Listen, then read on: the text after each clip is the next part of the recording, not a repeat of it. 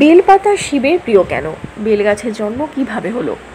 শিবপুরাণ অনুসারে জানা যায়, দেবাদিদেব মহাদেবের পছন্দের ফুলের সংখ্যা নেহাত কম নয়। শ্বেতকরবী, আকন্দ, শেফালি, কুন্দ, মল্লিকা, চাপা, শিরীষ, নাগকেশর, মুছুকুন্দ, টগর, বজ্রপুষ্প, ধূত্র, পদ্ম ইত্যাদি ফুল রয়েছে ভোলানাথের প্রিয় ফুলের তালিকায়। তবে এসবের মধ্যেও তার সবচেয়ে বেশি প্রিয় হলো পদ্ম। কিন্তু পূজার অর্ঘ্যে যদি কোনো ফুল নাও থাকে, তখন শুধুমাত্র একটি বেলপাতা দিয়ে যদি কোনো ভক্ত থাকে পূজা করেন, তাতেই পরম তুষ্ট হন আশুতোষ শিব। বিল্বপত্র বা শ্রীফল বৃক্ষের একটি ত্রিফলক পত্রই তার কাছে সমস্ত অর্ঘ্য ও পুষ্পের চেয়ে বেশি প্রিয়। কিন্তু কখনো কি ভেবে দেখেছেন বেলপাতা কেন শিবের এত প্রিয়? শুধু শিবই নন, প্রায় সমস্ত পূজা অর্চনায় বিল্বপত্রের আবশ্যিক ব্যবহারে কি আপনাকে কখনো ভাবিয়েছে? তাহলে চলুন জেনে নেওয়া যাক বিল্বপক্ষের পৌরাণিক ইতিহাস। বিল্বপক্ষ মাহাত্ম্য বর্ণনায় বলা হচ্ছে, বিল্বপত্রের ত্রিফলক পত্রের মাঝখানের পাতাটি শিবস্বরূপ, বামপত্র ব্রহ্মাস্বরূপ এবং ডানপত্র বিষ্ণু স্বরূপ। তাই বিল্ববৃক্ষের ছায়া মারালে আয়ু নাশ হয় এবং বিল্ববৃক্ষে পা দ্বারা স্পর্শ করলে স্ত্রী তথা লক্ষ্মী নাশ হয়। বিল্ববৃক্ষের বন যেই স্থানে থাকে তা বারাণসী পুরীস্বরূপ। বুঝতেই পারছেন বেলগাছ, পাতা ও ফল সনাতন শাস্ত্রে ঠিক কতটা গুরুত্ব বহন করে চলেছে। পুরাণ বলছে, একবার দেবী পার্বতী এবং তার সখীরা অর্থাৎ জয়া, বিজয়া এবং জয়ন্তী প্রমোদ ভ্রমণে বের হওয়ার পরিকল্পনা করলেন। দেবী পার্বতী তার বাহন সিংহযোগে সখীদের নিয়ে গেলেন একটি পর্বতে।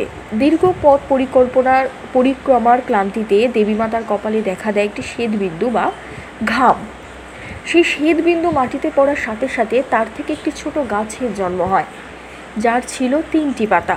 তখন সখীরা পার্বতীকে বললেন, হে দেবী, এই বৃক্ষ তোমারই অংশ, এর একটি নাম প্রদান করাও তোমার কর্তব্য। দেবী পার্বতী তখন এই গাছের নাম দিলেন বিল্ববৃক্ষ। তারপর তিনি নিজের শরীরে নানান অংশ এই গাছে স্থাপন করেন। যেমন গিরিজা রূপে তিনি রইলেন শিখরে, কাত্যায়নী রূপে তিনি রইলেন ফলে এবং দুর্গা রূপে রইলেন ফুলে। তিনি নিজেই ঘোষণা করেন, মহাদেবকে এই গাছের পাতার ফুল দিয়ে পুজো করলে তিনি সবচেয়ে তুষ্ট হবেন। দেবী পার্বতী নিজেই গাছে অধিষ্ঠান করছেন, তাই এই গাছের পাতা বা ফুল মহাদেবকে দেওয়া মানে আসলে পার্বতীকেই মহাদেবের কাছে অর্পণ করা। সেখান থেকেই বেলপাতার ব্যবহার শুরু হলো শিবের পূজায়।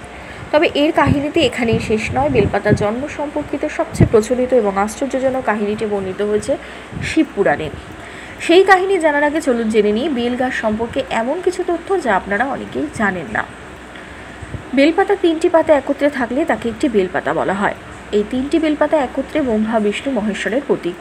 অন্যদিকে বিল্ববৃক্ষের ত্রিফলক পত্রকে নিরাকার পরম ব্রহ্মের ত্রিনয়ন হিসাবেও বিবেচিত করা হয়। বলা হয়, বিল্বপত্রে 3টি পাতা যথাক্রমে পূজা, স্তোত্র ও জ্ঞান। এছাড়াও বেলপাতার কাণ্ড বা শাখা যথাক্রমে সৃষ্টি, স্থিতি ও লয়কে উপস্থাপন করে। আপনারা অনেকেই জানেন আমাদের শাস্ত্রে 3 সংখ্যাটির গুরুত্ব অত্যাধিক। আমাদের গুণ 3টি তথা সত, রজ আর তম। আমাদের পরম আরাধ্য 3জন তথা ব্রহ্ম, বিষ্ণু আর মহেশ্বর। আমাদের 3টি লোক তথা স্বর্গ, মর্ত্য আর পাতাল। বলা হয় বেলপাতা এই 3কেই বোঝায় একই অঙ্গে। তাই মহাদেবকে বেলপাতা অর্পণ করা মানে নিজের 3 গুণ, 3 লোক, সব দেবতার সবকিছু তাকে নিবেদন করা। একটি বেলপাতা তাই নিজেকে সার্বিকভাবে সমর্পণকে নির্দেশ করে। পুরাণ অনুযায়ী সমুদ্র মন্থনের সময় যখন হলাহল নামক ভয়ঙ্কর বিষ উত্থিত হয়ে আসে, তখন দেবাদিদেব মহাদেব বিশ্ব ব্রহ্মাণ্ডকে রক্ষার জন্য সেই বিষ পান করেছিলেন। সেই বিধ্বংসী গরল পান করার পর বিষের প্রভাবে তার কণ্ঠ নীলবর্ণ ধারণ করে। এই কারণে শিবের আরেক নাম নীলকণ্ঠ। অন্যদিকে বিষের প্রভাবে গরম হয়ে উঠতে থাকে দেবাদিদেবের মহাদেবের শরীর। তখন দেবতারা তার মাথায় গঙ্গাজল ঢালতে শুরু করেন। ঠিক সেই সময় তাকে শরীরকে ঠান্ডা রাখতে বেলপাতা দেওয়া হয়। পরবর্তীতে বৈজ্ঞানিক গবেষণায় দেখা গেছে বেলপাতা রেডিও প্রোটেক্টিভ, অর্থাৎ তেজস্ক্রিয়তা থেকে বেশ কিছুটা বাঁচাতে পারে বেলপাতা। তাই প্রায় সমস্ত দেবদেবীর পুজোয় বিল্বপত্র আবশ্যক। তবে অসম্পূর্ণ বা ছেঁড়া বিল্বপত্র ধর্মানুষ্ঠানে অর্পণ করা হলে তা পাপ কার্যের সঙ্গে তুলনা করা হয়। বিল্বপত্র পত্রিকা সম্পর্কে জ্যোতিষশাস্ত্রে বলছে, বাড়ির উত্তর পূর্বে বেলগাছ থাকলে সম্পদ প্রাপ্তি ও অশুভত্ব থেকে মুক্তি মেলে। বাড়ির পূর্ব দিকে বেলগাছ থাকলে বিভিন্ন সম্পদ ও শান্তি লাভের নির্দেশ করে। বাড়ির পশ্চিম দিকে বেলগাছ থাকলে সুসন্তান লাভের পথ প্রশস্ত করে। বাড়ির দক্ষিণ দিকে বেলগাছ থাকলে দুর্ঘটনা থেকে মুক্তি পাওয়া যায়। এছাড়াও আয়ুর্বেদ স্বাস্থ্য মতে শারীরিক প্রয়োজনীয় বেলগাছের ভূমিকা অনস্বীকার্য। বেলফলের গুঁড়ো দুধের সাথে পান করলে রক্তাল্পতার থেকে মুক্তি পাওয়া যায়। হাই ব্লাড সুগার রোগ নিরাময় করতে বেল খাওয়া খুবই উপকারী।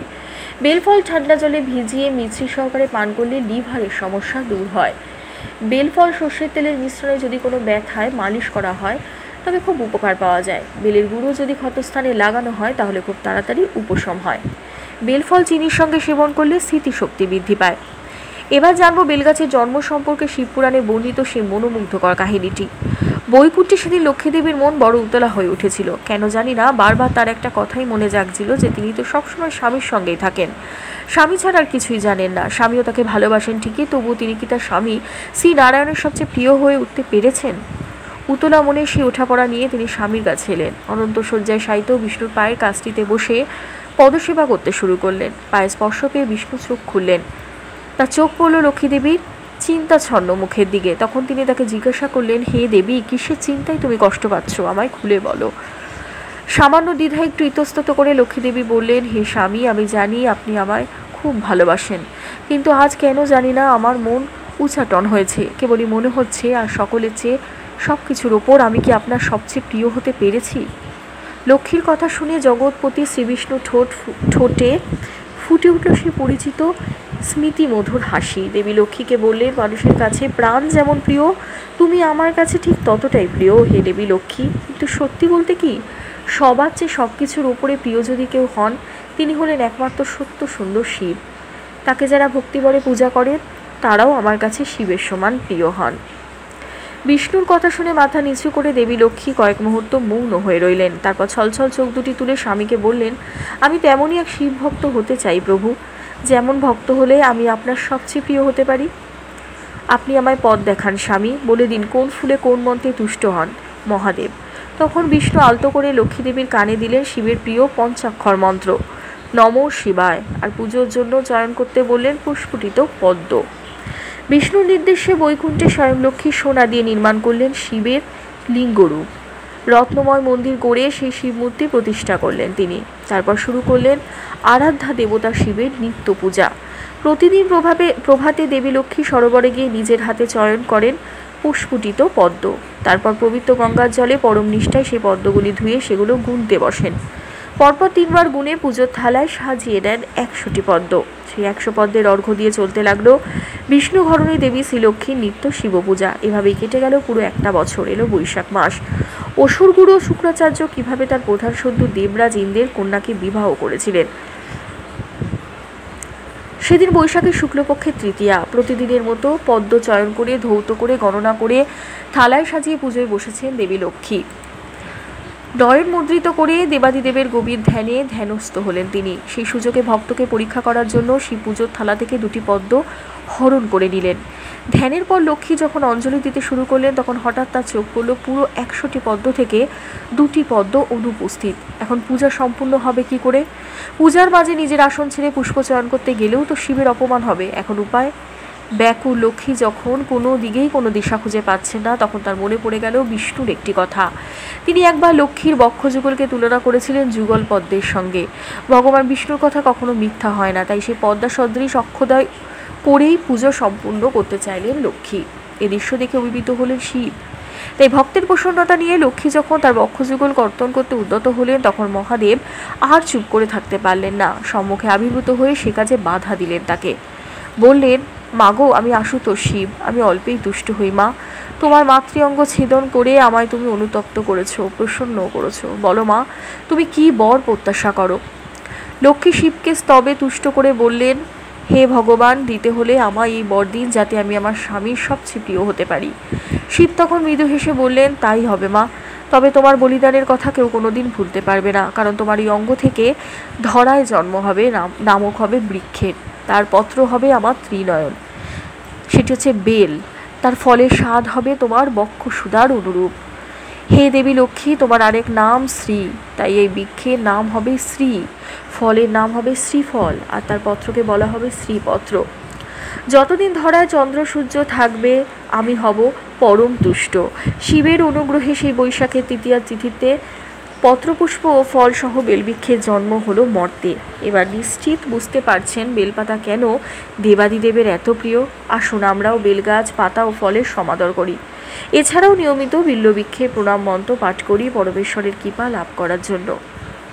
নম বিল্ল তরবে সদা শঙ্করূপিণে, সকলানি মমাঙ্গানি কুরুষ্ব শিব হর্ষদ। ধন্যবাদ।